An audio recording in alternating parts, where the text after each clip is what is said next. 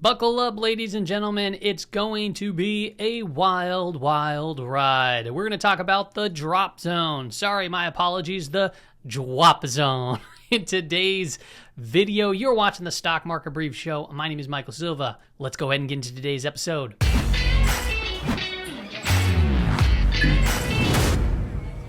All right, everybody, welcome back to the show. It's going to be a wild ride as we discuss. Before we get into the drop zone, we're going to talk about a couple of things on the radar this week.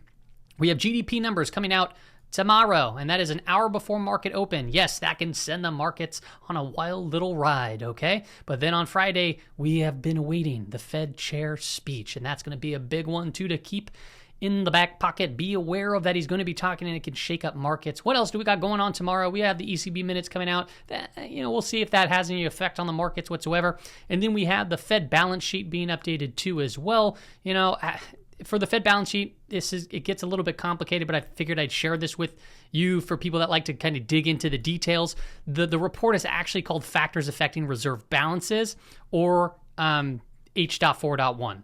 Okay, so you can look that up, and when you look that up, you can get launched to a website. The website will look like this, and then the report will be dropped right here. This little link, you'll be able to click it. If you click this one, you'll bring up the prior report that I just previously showed you, and it'll give you that data. If you don't want to look into the data, that's totally fine. You can actually look up this report here on the Fed website, total assets, and this will update. What is this? Well, this will tell you if they are tightening, right? As the balance sheet here is starting to head down. But if you really zoom out of this, is it really going down? Well, it's going down slowly but surely overall. Now, what else should we be keeping an eye on? Well, the Fed Watch tool. This is kind of depicting as far as what the market interprets the Fed is going to be doing as far as raising rates. Our current rate target here is at 225, so 225 basis points to 250 basis point range. Now you can see here, it's basically around 50-50, a little bit more leaning right now to a 75 basis point hike, right? So you can see that our current range is here, 225, let's call it the low end, up to 300, right? That's a 75 basis point hike. And then over here is a 50 basis point hike. Now this is actually kind of interesting to keep an eye on. So the reason why I'm showing you this is because let's see where has it gone, as the days have progressed, the month, the week, etc. So if you actually compare that, you can look here, the dark shaded area is where it currently stands, right? So you have right here is that 40%, and this right here is at 60%. So if I were to go back a page, you got that 40% and you got that 60%, okay? So if I go back over here, what do you notice? Okay, so we have 1 month in the lightest, then it shades a little darker to 1 week, and then 1 day. All right, so you can see here, the 75 basis point rate hike, you can see the odds of this actually happening are increasing. Whereas a 50 basis point rate hike, it's actually been decreasing right here. So what's the market telling you? The market is now leaning more towards a bigger rate hike. So we'll see here if what Jerome Powell says on this meeting is going to keep this up and say that we're going to continue this path of 75 basis point hikes. But let's take it another step further. Let's take end of year. All right, so we look at the report 14 December 22, and you can see here the current rate target, and then we have probabilities for where we stand for those, where we'd stand towards the end of the year, right? So there's a 1.4 chance probability over here where we'd be 300 to 325. There's a 15% chance, 45% chance, and then a 37% chance for being around 375 to 400 basis points, and then 350 to 375. So how do you interpret this? Well, basically, this is like saying to me, we have almost an 80% probability as it stands right now, right, that it's going to be 350 basis points or higher. And where we are right now is at 225 to 250. So that's a lot of rate hikes in today's current market. And I don't think that the market is really factoring that in as far as the stock market goes. But now let's take this another step further. Okay, what has the market, how have they been shifting these last few days, this month? And we'll take a look here. This is the same thing. We're looking at 14th December 2022. Okay, and you could see here, the dark shaded areas is where we stand now. That's the report that I just showed you. And what do you notice? You can see the 375 to 400, 350 to 375. It's actually, the odds of it have been lifting up, rather flat over here. But then the chances of being from around the probabilities of having it around 300 to 325 by end of year, they have been decreasing. So the market is telling you right now, it's factoring that the Fed will be lifting rates throughout this year. Now, there's people saying that they're going to stop and fall, they're going to stop this, they're going to do that. You know, it is what it is, and they might be right, they might be wrong. As it stands right now, and we can continue to track this, this is what the market is in this moment, basically forecasting, okay? All right, so we're going to hop into the S&P 500 before we get into the drop zone. Where do we stand right now as far as the weekly expected move goes in the S&P 500? Well, as it stands right now, we are trading below the weekly expected move. This is dangerous territory, right? This is why we say it's going to be a wild ride. And now with all this data to come, you got to understand it is very binary. It can be positive as the market takes it, or it can be negative. I highly doubt that it's going to be neutral where the market just closes flat on the day. If it does, wow, crazy. But this is what the market's pricing in as far as the end of week goes. The implied probability is at the IV is at 25%. For the option strike for the S&P 500 that ends Friday. Now, keep in mind, we have option expirations. Prices have been going sideways. We have open interest, building here. So the probabilities of getting some sort of squeeze actually are increasing right here. Okay, so we're looking at a $60 plus or minus move. Where can that take us? That can rip us right to 4,200, right? This is non-directional bias here. I know that drop zone sounds like the market's going to crash, but you got to understand that's kind of just a gag, but we'll talk about why that's important. But you got to understand here, implied volatility, risk, it is positive and negative. So to just, to kind of handicap, hey, it's going to go up or it's going to go down, you're doing it wrong. This is a very dangerous time, and you might need to wait for the market to adjust and digest to really start getting behind something, okay? To the low end, where does that take us? It takes us, right below, right around 40.75, 40.80, which is matching into where these prior lows were, okay, on this previous area of consolidation. Okay, so let's continue on, and we're going to look at a few indicators, then we'll get into the drop zone. If you follow me on Twitter, you probably already know what it is, but here's kind of a little bit of a red flag right now. We did get that rate of change. It closed at 1.5%. This is the rate of change between, it's the rate of change of the relative strength line of the Spiders Barclays TIPS ETF, so TIPS over bonds. Now, why do I even look at this? Well, for the last 1, 2, 3, 4, 5, 6, 7, 8 times, since it goes back 8, 9, 10, 11. I think there's 3 other times. I just have to condense the map. So around 11 times, okay, 11 for 11, when the rate of change on this ratio went to 1.3 or higher, we saw spikes in volatility very shortly after. It was like a leading indicator telling us, hey, volatility might be around the corner. Well, volatility subsided today, as we all noticed, but this had spiked. So is this forecasting, is this telling us, hey, volatility very well may be just around the corner? It might not be tomorrow. It might not be the next day, but it could very well be just right around the corner. Okay, the last time it clicked over, you can see we had 3-day spike. It doesn't tell you how high it's going to go, right? So yeah, I just wanted to put that out and show you guys all that. If you took a look at the relative strength or the rate of change between growth and value, we are pointing back down through 0, okay? So value stocks have been outperforming as it stands right now. I mean, we're starting to see some inflation names and inflation-type equities and commodities and various things start to kind of rip a little bit. Is it temporary? Is it not? It's hard to say. If we take a look at the rate of change between Bitcoin and gold, the Saylor to Schiff ratio, we're below 0. I haven't got an official sell signal, but just the fact that we're under 0 also lets me know, hey, just be careful right here because as it stands, when this crosses under, think of it as just risk on, risk off, right? Bitcoin is a high beta asset. And, it's considered technically like a growth name, right? It matches up with the Nasdaq Composite quite well. And then gold is very low beta. So what we're doing is mapping, high beta versus low beta. And right now it's saying that low beta is outperforming high beta. Okay. So as it stands right now, yeah, be a little bit on guard.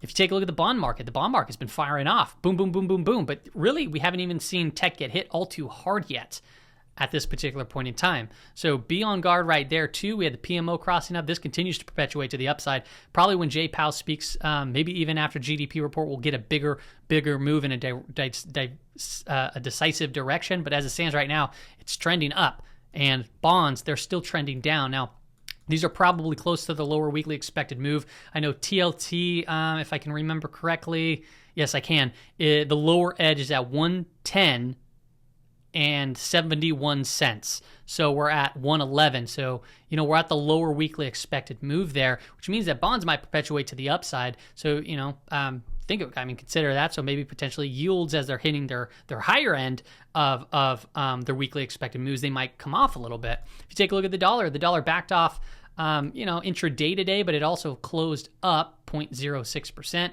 Still have a little bit of a negative divergence forming, but it is still putting in higher highs and higher lows at this time. I wouldn't be too concerned unless if we started cracking down through that 105, 104 area right here, then we could say it was a double top, and then I might head down further, okay? Now, let's talk about oil. Oil's another very interesting thing that's breaking out of this contraction pattern, right? This falling wedge, expanded to the downside, contracted. Now we're starting to pop, getting back above that 200-day moving average. Is there more fuel to this? No pun intended. Is there more fuel to this move? Well, it's very hard to determine, but as we've seen prior, when the 10-year yield is risen, the relative strength between like energy names, which is a big correlation to oil, they move typically up in relative strength. So if the yield continues to rise, this actually could be beneficial for oil and also energy stocks. Now, on August 17th, I posted this to my Patreon community, but I also brought this up, I think it was August 18th video that I dropped. And I talked about something that I noticed when I was running a few scans. Maybe I'll share this scan one day with you to make a separate video. But what I noticed was we were seeing relative strength in biotech names. So biotech names, a bunch of them were flagging and looking good. And I even shared some with you. And then on here, this is the energy names. What I noticed was there was a lot of bases forming. Okay, and there's a reason why I'm showing you this. This is not to say, haha, yes, I was right. Oh my goodness. But the reason why I'm telling you this is because people typically FOMO after the fact. This was very early caught, in my opinion. It was, well, not very early. It was actually caught just before we saw some big moves. What do I mean? Well, I posted this Oxy, right? Price was tightening up here. And then we talked about, I posted this on the Patreon, but if it broke the pivot, boom, we saw a big move. Now, people, you got to understand, if markets, they move between contraction and expansion. Contraction and expansion. So right now, if you're chasing an expansion move, yeah, it can move up a little bit more, but this is where the best risk to reward stands, right? So look at, if you play the breakout, you can have a stop loss and then you can catch some gain. So you're talking, you're risking 1 to get potentially 2, maybe even 3. But if you're entering long right here because all of a sudden now it's on the news, right? You're now risking to potentially come right back down to backtest. Okay, so don't go chasing, a bunch of different names. It wasn't just Oxy. We posted ConocoPhillips too. This thing, we talked about this little contractionary period right here, but it was forming this head and shoulder. And this was the reason why I pointed this one out to the Patreon group, was because it had already broken out and price was consolidating. So it was already showing strength over other names. So as I pointed this out, we broke above the pivot and boom, it started moving up. A full measured move would take us right here. But you got to understand, if you played it from here, and now you're here, and your maybe stop loss was here or here, now your reward is here, and still your risk is now, potentially to go back to break even. So you've got to always think about managing your risk, and that can be in the form of updating your stop loss. It could be in the form of taking partial profits, whatever works for the individual trader. I'm just sharing some best practices. Here was another one that I shared actually on the video, FOLD, and some people from the group repointed this one out. Price was this is like textbook flag pattern, right? A lot of biotech names have been forming these flags and we're starting to break out. So, if you're going to chase the breakout, what if it just comes right back down? So if you play this very tight contraction in area, you're risking X amount right here, and you just got a almost 6% move on the day. So you can consider adjusting risk, or whatever the case may be for the individual trader. Maybe move the stop below the breakout candle, because if it comes down all the way here tomorrow, then yeah, it could be just a potential shakeout, or you can continue to hold it. But if you're entering right here, it's just not a good entry, and you got to understand. It can still go up, but it still doesn't mean that that's a good entry, okay?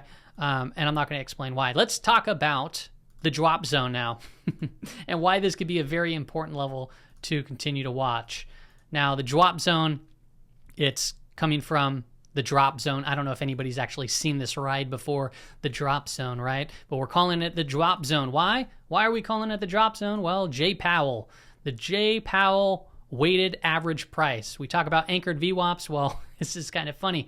But yes, J. Powell is going to be coming out, and is he going to hold the market up here and be happy? Or is it going to kind of come down a little bit and be a little bit questionable for investors? Or is it going to hit the drop zone in its entirety? We'll take a look here. Right now, we're showing the SPY. And what I did was I put on an anchor VWAP to the last 5 times that Jerome Powell had spoke. Now, those are important days for the market, right? That's one thing that we already know. When J. Powell is speaking, the market is listening. So if you anchor a VWAP to those levels, you can see how price reacts at those levels later on. So, on May 17th, right, he had a convo with the Wall Street Journal. On May 24th, he had a speech. On June 17th, all right, June 17th was, I believe, the FOMC minutes. That marked actually the bottom in the market, right? 622, he had a testimony along with 623, and then 629 was like a discussion economic policy panel or something like that. Well, take a look here. When I anchored all those VWAPs to those levels, it brings us this little drop zone, this little area of support, and it's between 395 and 400. All right, so that's why I'm calling it the drop zone, because Jerome weighted average price. All right, somebody on Twitter has called it Jerome Powell VWAP, and then as soon as he said that, I was like, oh man, that's hilarious. The JWAP, it's pretty cool. Okay, but more importantly, look how price has moved around those levels. So we're talking here and here.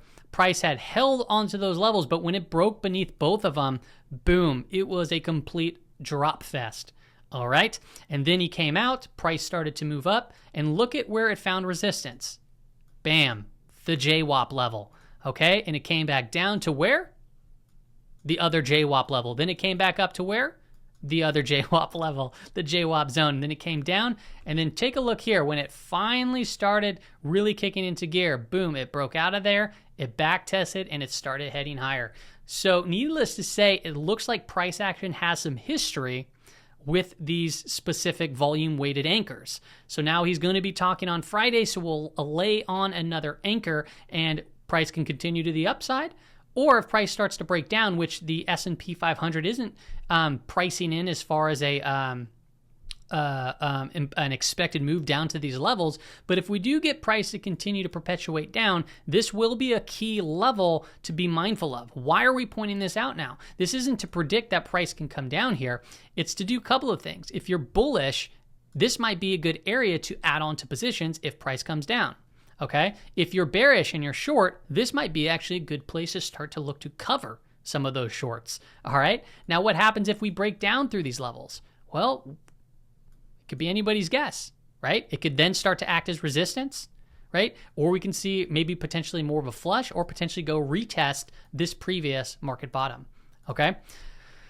That's a lot of information. We're going to go ahead and now hop into the 15-minute time frames. What did the market do today? Again, absolutely nothing. I know there's going to probably be some people, it's a little inverse head and shoulders. Yep, it possibly is, right? And breaks the neckline, could head up. We're going to head up to probably right around that 5-day moving average. If you're a bear, that's what you want. If that's a bull, that's what you want, to be quite honest, because shortening the whole doesn't make too much sense as it stands right now. But we close once again just right under that weekly expected move. Now remember, if we start breaking down from this area, and we have Jerome Powell speaking, we have GDP numbers, right? It can get downright nasty.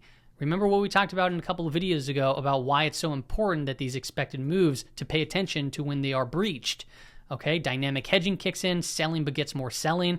All right, as you know, imagine selling puts as we stated, delta gets more positive. So what do, firms have to do? They have to offset that because they're typically like delta neutral for the most part, right? Delta neutral, so they have to sell delta, which what do? They go to the S&P 500. So selling begets more selling begets more selling. And the same thing goes to the upside. Buying begets more buying. Okay, so be very careful at these levels. If we take a look at the Qs, doing the same dance, same thing, right? Not much going on. Potentially look at 317 as a key level to break to the upside.